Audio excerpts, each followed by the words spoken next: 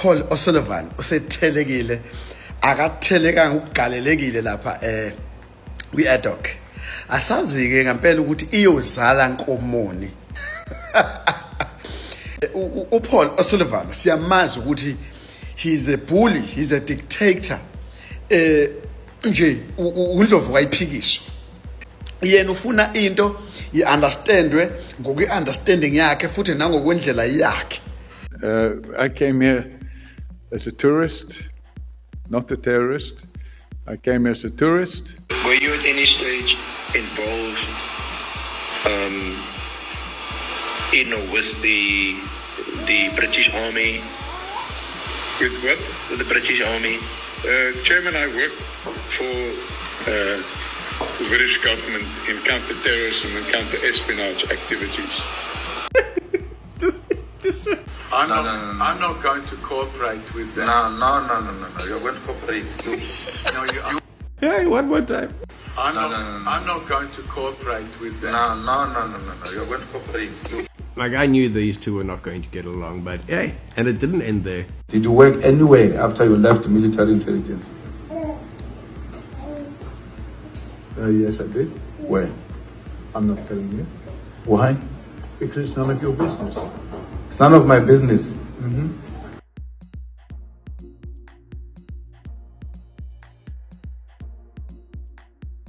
You know, I'm finding similarities between you and Brown Mokgotsi. You can be the white Brown Mokgotsi. Pardon? It's fine, leave it there.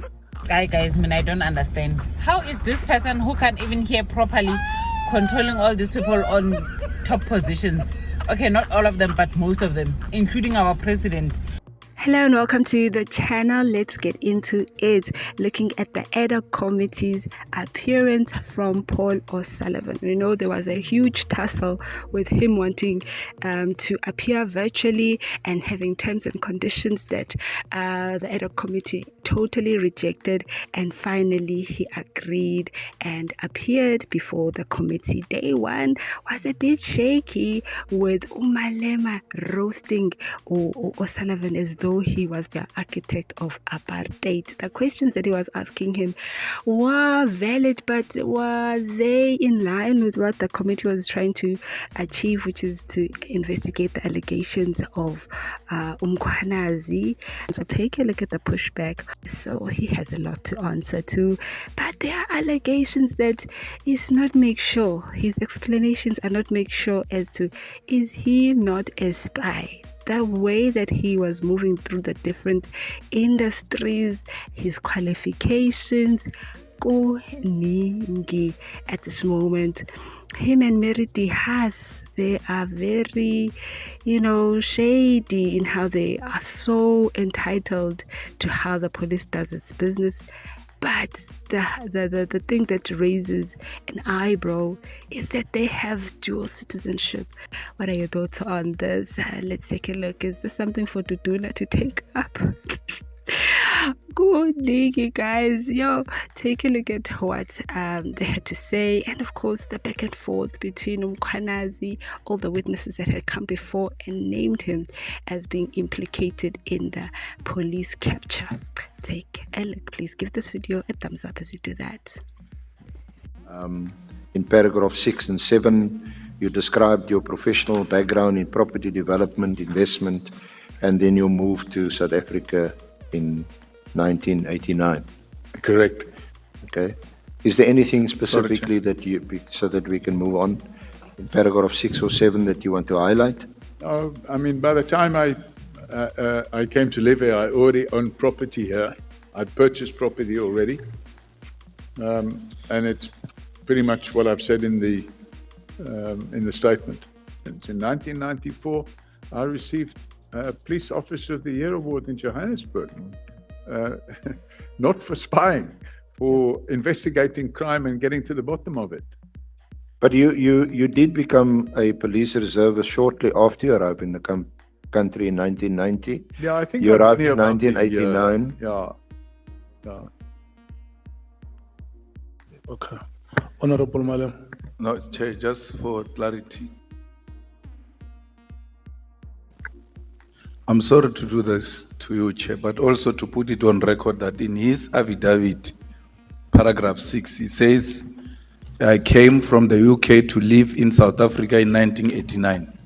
Because he was trying to create a different impression that he came here in 1995. He came to live here in 1989 and he had business interest here way before 1989. It is in his own affidavit. Yeah, we will come to that. Just note it down, Mr. Osullivan, because... Yes, Chairman, I didn't say... No, don't respond. Okay. I'm just saying note it down because we now have three dates. We have 1982, the year of the application of your handwritten letter and the letter of Mr. Watterson. There is 1989, there is 1995. Sullivan looks like he's like an octopus. I'm sure you know octopus. Octopus is almost all over and speak about everything. Sometimes that he does not know anything about. Guys, how was Paul Osullivan able to do all these things before becoming a citizen in our country? Usevile as a reservist, saying he even worked as border control. He was a detective, arresting people who did fraud, the drugs, and he was even able to open a company, ailing Johannesburg, Big 5 developers, or something like that, a property developing company. All of this before he was a citizen in our country. But so never that much, or they couldn't even ask questions or why Muto is having all these things. At this point, I think Paul Osullivan was the first tenderpreneur in South Africa. He was the first tenderpreneur actually in South Africa. What? So I lectured in criminal law A and B. I lectured in police administration, and I lectured in crime investigation and the preparation of sworn statements. And I did that for a number of years. And I think it's mentioned there in paragraph 16 that in 1997, one of our students was Cyril Ramaphosa, who's today the president of South Africa, but then he wasn't even a politician, he was a businessman. And he sat in on the training course that I was running.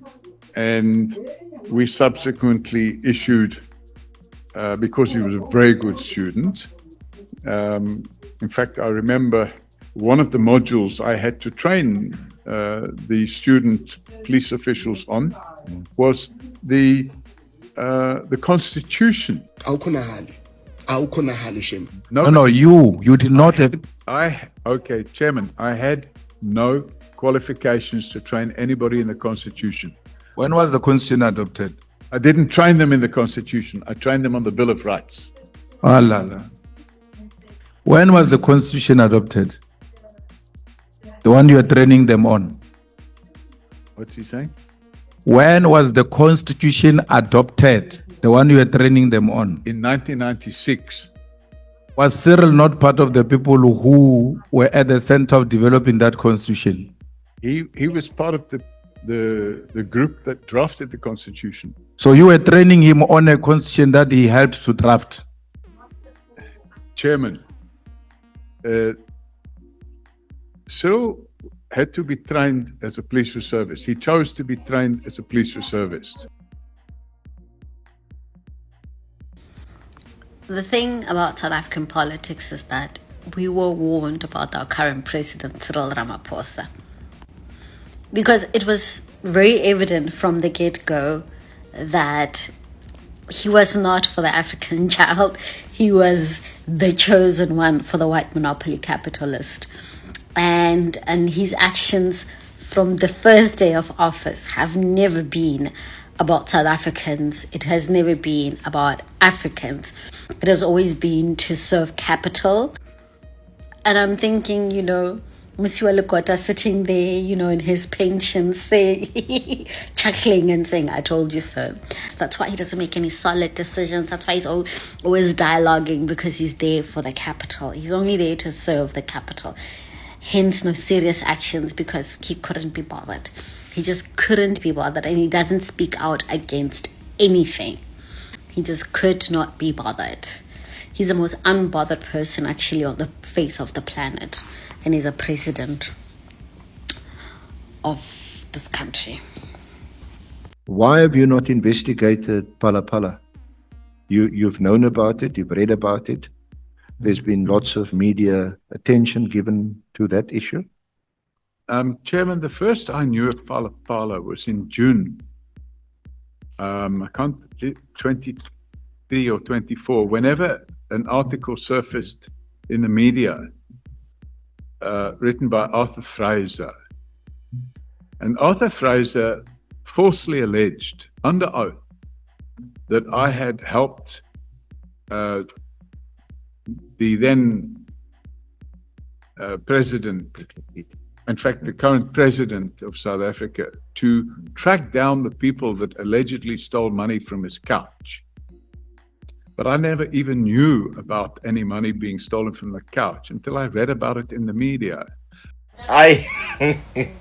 Bengisabuya ngo-Osullivan bengizovele ngihambe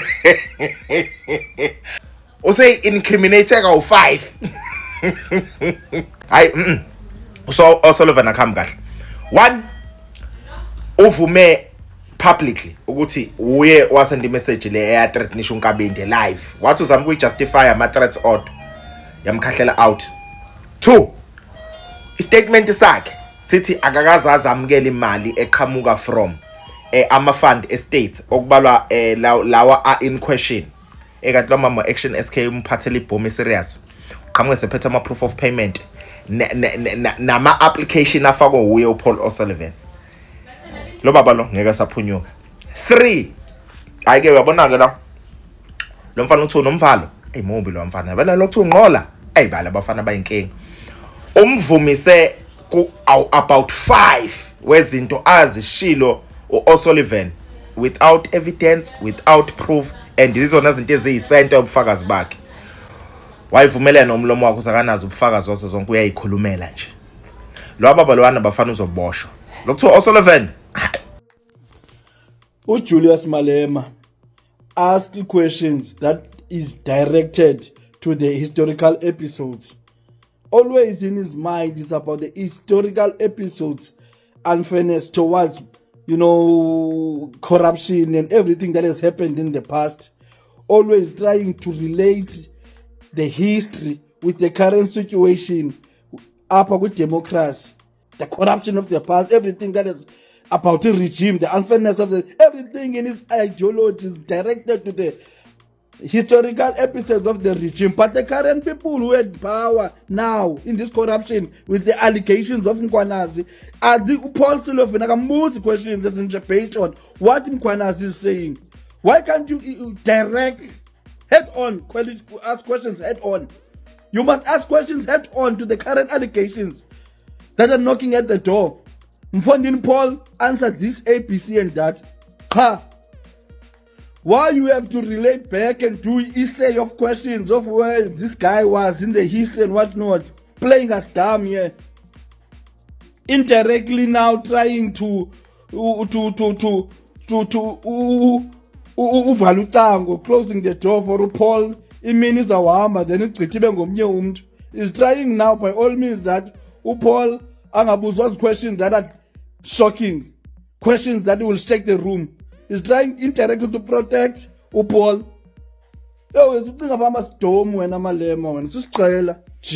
Instead of coming here to give evidence, I've come here to be interrogated on allegations made against me by criminals. Is that why I'm here?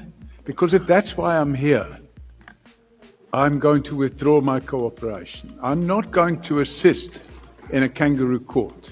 Mr. Paul, when we started here, you tried those things with us of wanting to tell us how we must conduct our business.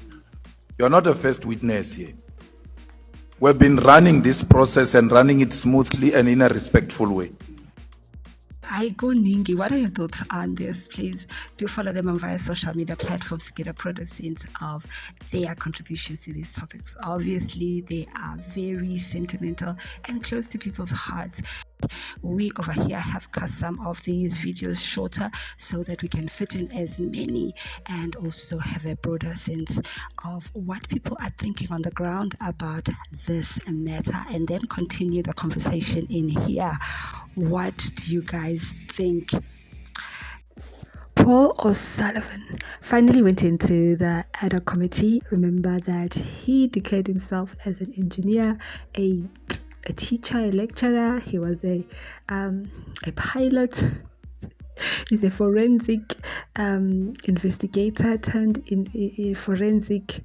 He changed his term around what he actually did, a businessman, property investor.